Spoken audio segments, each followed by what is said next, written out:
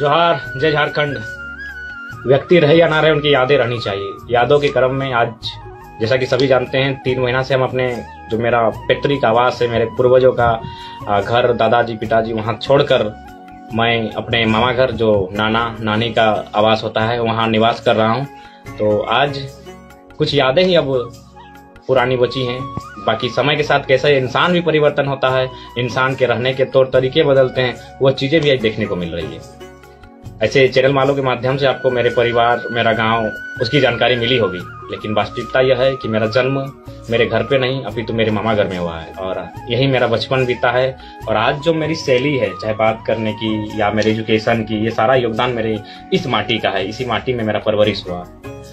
ये आंगन, ये लोकेशन आप देख सकते हैं। ये आंगन, चारों तरफ मिट्टी के मकान, और झारखंड का मतलब ये मिट्टी के मकान।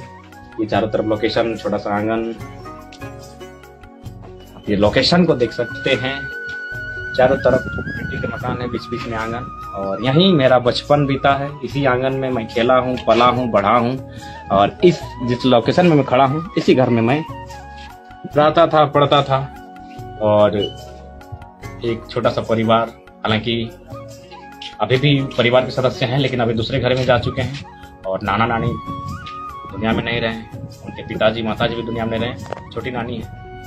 और मैं बार बार आपको अपनी वीडियो में जिक्र करता हूँ एक बात का, आपने नोटिस किया होगा काढ़ा के संबंध में। कटवरा काढ़ा करेगा लड़की, तो नानी इसी घर में गाली देती थी। यही मेरा एंट्री होता था, आगे यहीं खाना मांगते थे और नानी इसी घर में घुसते भी नहीं थे और गाली स्टार्ट होता था, जो मैं बार बार अपने वीडियो में कहता हूँ, कटवरा काढ़ा करेगा लड़की। तो मैंने पूछा कि भाई काढ़ा का मतलब क्या है, काढ़ा के माने की लगा बुझा।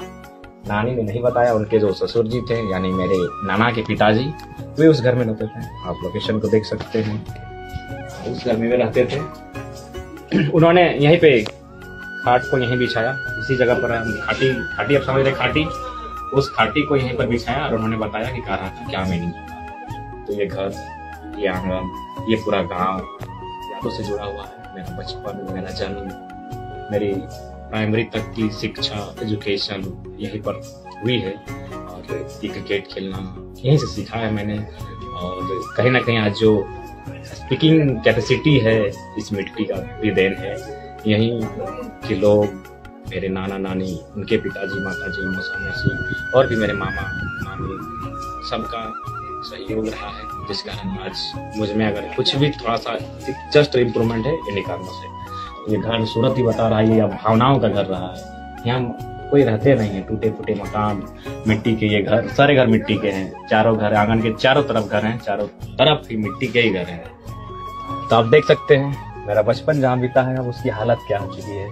लोग अब यहाँ नहीं रहते। मैं इसलिए बार बार कहता हूँ कि इंसान समय के साथ परिवर्तन हो जाता है, उनके रहन सहन में, उनके पहनाव में, उनके खान पान में, उनके घर में भी परिवर्तन होता है।